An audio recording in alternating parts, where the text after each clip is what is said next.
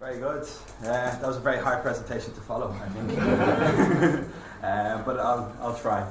This is about using music in our classrooms, and I put the title as Music More Than Just Gap Fills, because in the textbook, that's what it is. Music is a celebration. We finished unit. Unit 1 is finished. Celebrate the song. Do a gap fill. We're done. It's good. It integrates the language we've used in the class to the chapter. It's a celebration. It makes people happy. I'm not attacking that, okay? What I'm saying is it can be more. Music can be so much more to a classroom, because music and identity is absolutely amazing. So I'll just go through the talk very quickly. I'm just going to do an introduction. Why is music an important part of my pedagogical practice? How can we go beyond it? How can we use technology to integrate music? And then a quick conclusion. In 12 minutes, that's a lot. I think one thing that I find very interesting, I love to travel, and when I travel I find the same songs all over the world. I find it so amazing. They just change the lyrics. Damien Rice, I remember I was in Brazil, I heard Damien Rice on the radio with Portuguese lyrics. The exact same music, just different lyrics. Bob Dylan in Spanish, the exact same song but in Spanish. So music means something to everybody. Oh, just one more, Venezuela. I'm an illegal Venezuelan in New York. Brilliant version of it. You know, it's a brilliant version of that song. Okay, so when we have music, we have to recognize music and identity. You know, it's part of people, it's part of our learners. And if we ask our students what the type of music they like, we can actually integrate that into our class, as opposed to just going, the textbook says we're doing Money Money by ABBA. Right? They might hate ABBA, they might hate disco, but they might love One Direction. You might hate One Direction, but you might have to use it. So I think language learners like songs and music. I think I've had about 1 or 2 students in my life that said, oh no, I don't like music. You know, everyone loves music. Okay? And also, don't react. If they go, oh, I love One Direction, they go, oh, I would never have that in my class. Okay? You know, there are no bad tastes, just different ones. Like accents. There's no one accent, there's no perfect accent. Okay. The thing as well, music can stimulate strong feelings, and these can be like channeled. You can take music and just put it together. You can use YouTube just for this, just as a simple use of technology. I remember doing One Direction again. I'm obsessed by One Direction.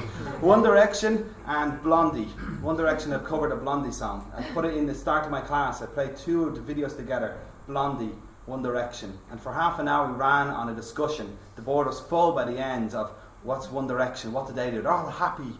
Does that have anything to do with the words? No, not at all. You know, the Blondie, oh, she's an aggressive woman, she's a strong woman. We could 10 minutes just talking about strong women as well. So, you know, that's amazing. Music as well, it can promote a relaxed, stress-free atmosphere in the classroom. So you can use music as a background. It doesn't have to be the focus. It can be just there to keep calm, keep relaxed. You can have it as a classroom party. I learned that today. Okay. So why is music an important part of my pedagogical practice? I think music is brilliant because you can use it in so many different ways and at so many different times in a class. You can use it on Monday morning to get people up and motivated. You can use it on Thursday to celebrate the weekend. You know, on Friday it can be the relaxation, study time. So every time in the week you can use music. So that's why I use it all the time. Okay, we can use it for pronunciation.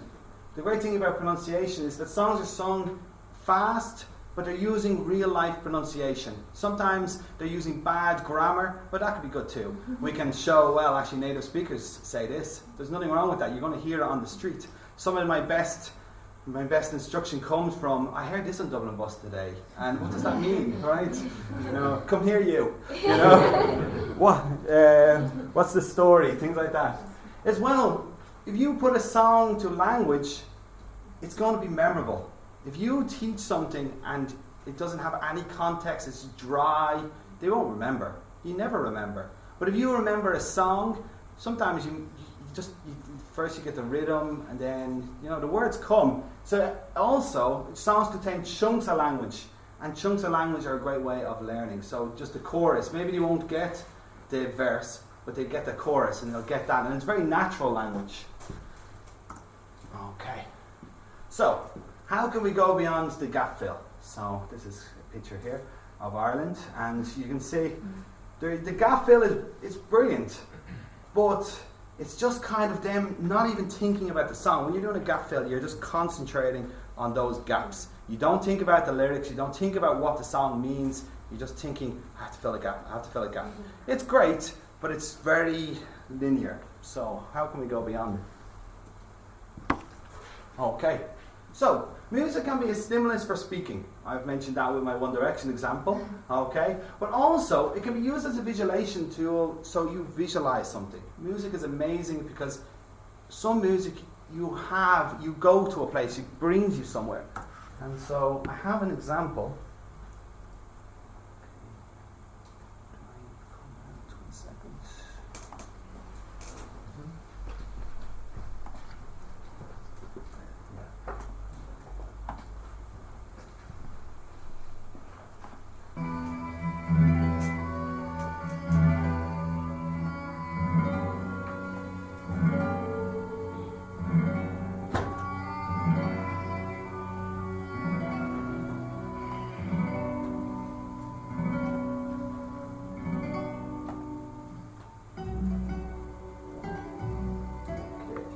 Technology is wonderful. So, I'm not going to bother using the slides. You have this music here, okay? And what you can do is you get your students to close their eyes, and then you start visualizing. You say, okay, where are you? What's the atmosphere? What's the weather like?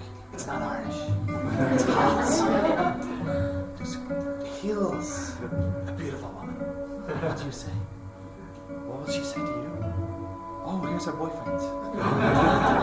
Now you can see that's a very, very easy use of song. Their students, you close their eyes, they have a story.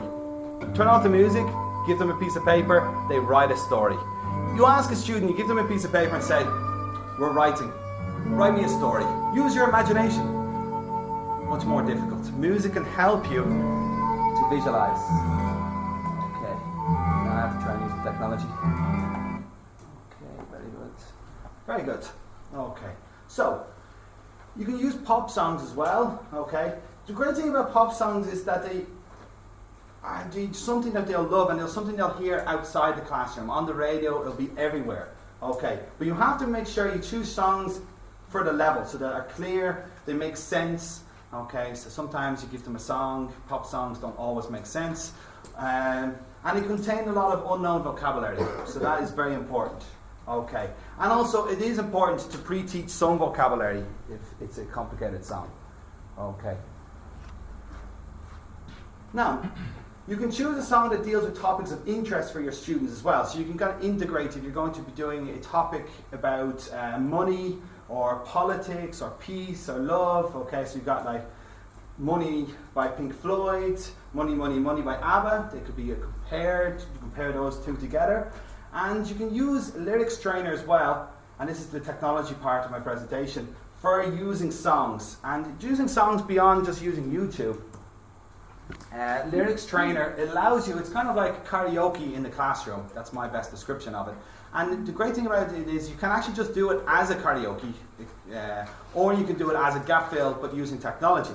And the great thing about Lyrics Trainer is that you can, as a teacher, it has Spanish, it has Portuguese songs as well. So you as a teacher, you can go and compete against them and in a classroom, and you can see, oh, how much will I be able to type in, because it has a beginner level, and you can test your listening to theirs. So I'll just show you an example.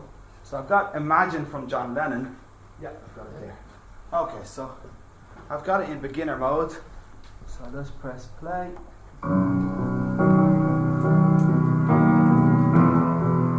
What you can do is with it, you have the video, and then you have the lyrics coming up. And as the lyrics come up, they have to type the missing words.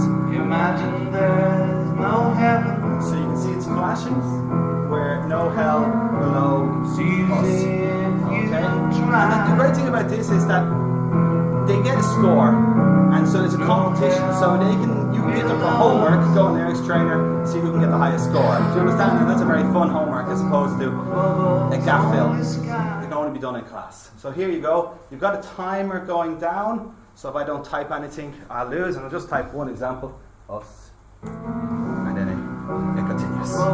Okay. Very good. We don't have to listen to that. Okay, very good. And that's it. That's my presentation. I hope that, very quick, but I hope that shows you that music is much more than just a gap fill to celebrate the end of a unit. Okay, thank you.